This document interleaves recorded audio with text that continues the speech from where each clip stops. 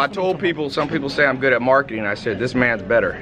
Well, it depends on who you ask. My opinion. See, there you go. I think you're the marketer of 2017. And now they make you one and me one. Who's going to determine who's one? We were talking earlier about marketing techniques. Yes. What's your philosophy that's made you stand out from the crowd? My philosophy that make me stand out for the crowd is I do it my way. I trust and believe the way I'm doing it, and I'm just doing me, so it ain't no big deal about it. So when people throw hate at you, what's the proper response for somebody listening? The proper response for somebody listening is, as long as they don't stop you from doing what you do, don't worry about it. What if they have haters? If they're gonna have haters. Anytime you're in the limelight, you're gonna have 50% of people like you and 50% that don't. You're not gonna please everybody. Yeah. And you're not gonna have everybody hate you, because some people are gonna be like, you know what, I like what they're doing. I like what they're doing, but you're not gonna please everybody. But if you get stuck on having haters be like, oh man, I don't like that guy. As long as you ain't doing nothing bad and have no bad vices, you fine. As long as you ain't hurt nobody and doing nothing stupid, keep going forward. Yeah. For people listening, one of the questions I've had, the philosophy of how you've raised your sons. Right. How's it different from the crowd? It's different from the crowd on the way. Every parent is different. Some of them are the same. But if you believe in the way you parenting your kids, stick with it. Yeah. If it's good. How did you do it differently? I did it differently. It's not even differently. You know, it's the same as a lot of people. It's just I'm in front of the camera and my boys are successful. It's a lot of other kids that's successful in some other things, and their parents get behind them. But the fact that my boys are all super talented, that means I spent a lot of time with them, and I got behind a passion that they love. And when you do that, you're gonna come out pretty successful. I think the unique thing is sometimes fathers have pushed their kids, like the Jackson 5, but the kids don't love the father back. But I can tell your sons still have the connection to you. They still have a connection, because I made this stuff. It's not even about being overbearing. It's about having fun. If you make this fun to your kids from day one, I ain't saying wait till they get to making some money and say, oh, now it's fun. It's not even about the money. It's about my boys having a passion. This is what I say the key to life is doing something that you love to do and you happen to get paid for. You won. Because after you done made so much money and you have bought everything you wanted, what's left?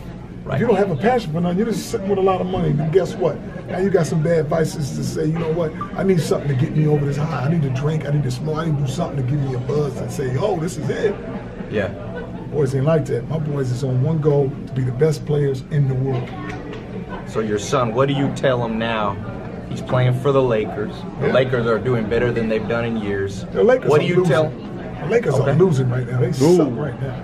And like I said, it's a very fixable problem. Here's the thing, man. What's the fix? The fix is let my boy play. He's a special player. He's always been a winner. And you'll lose him out. You get getting all these losses, but he can't win a game if he's just sitting on the bench. And then they bring him in with 5 or 6 minutes left in the fourth quarter, talking about let's save us. If you look at how many games they done played already this year, look how many games Lonzo has started the fourth quarter and ended the fourth quarter.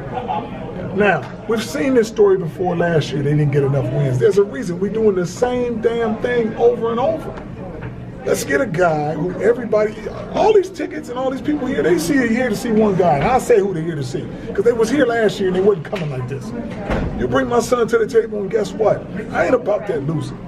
And I ain't scared to tell people, if you're dribbling too much, pass the ball. If there's people in front of you, pass the ball. It's very easy to sub, not sub blindly. This is when you sub. You're tired, sub. You're not doing your job, sub. That's how easy it is. It's not going in there with a preconceived notion like, I'm gonna let this guy play 10 minutes, 5 minutes, I'm gonna bring him in at the 3-minute mark. You don't even tell the floor of the game. Every game is different. So if you want to get a guy in there for 4 or 5 minutes, guess what? Maybe he don't play this game, I get up by 20 and you play 10 minutes the next game. So don't get stuck on, here's what everybody's saying, the kids are young. Okay, I want the young kids. You give me a bunch of young pros, my record be better than this on the fact that I'm 50-something years old and I know the game. But if you got some guy 30, you maybe not experienced enough. Maybe stop talking about the players are so young, and maybe it's the coaching experience is young. Yeah, nobody don't want to say that, but I'll say it because I'm 50 years old and I know the game. You give me those guys and I guarantee you they'll be in a much better position than this is, because you're not playing the guys, you're not getting the best out of a lot of people. It's just like you get you a Rolls Royce, man, and you go have a 10-cent dude tune it up. It's gonna look like a beautiful car. The Lakers are a beautiful franchise. it just, if you don't have the right spark plugs in that thing, this is a waste. You just got a bunch of young kids running loose. You don't know how to get the best out of none of them. Yeah. Because this system right here is not getting the best out of Zoe. He can make every pass on the court. He can make everybody effective. But when he takes off and you want to play fast, if I look back and I play, let's say I got my boy playing a game. If I got 4 people behind him, all 4 of y'all coming out because you ain't running fast enough. Why are you jogging behind him? Talking about we get ready to set up a play. Sprint to the end so we can throw the ball ahead. If we want to play fast, we don't want to play slow, walk up, man. They got 12 different people taking the ball out. I only need one guy taking the ball out. And you know which one that is? Whoever the slowest one on the team take the goddamn ball out. But you're not going fast. It's very simple. And now I don't have these 4 guys, every time they score a bucket, I don't have who gonna take it out this time? Who gonna take it out next time? I can fix all this stuff, man. Just play around my boy. He's been successful all his life. Now to get here, and the thing they want to say is, oh, he's a rookie. Oh, we different up here. This is the NBA. It's freaking basketball.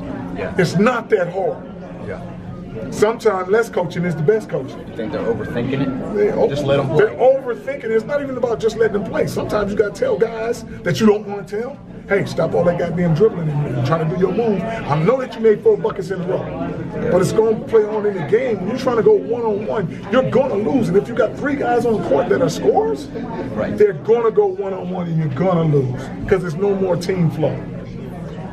And I'll tell you what, you got 2 guys playing against each other. You got Brandon playing against, what's that other boy named number 0?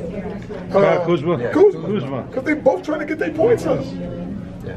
We're both trying to get their points up. Win or lose. The last question that I have for you. Most definitely. Do you have one? If you had to leave a 1 paragraph for the world of advice that you've learned in life, what's that 1 paragraph say? The 1 paragraph I would say is whatever you do, you got to suffer the consequences, whether it be good or bad. But do you. Do you.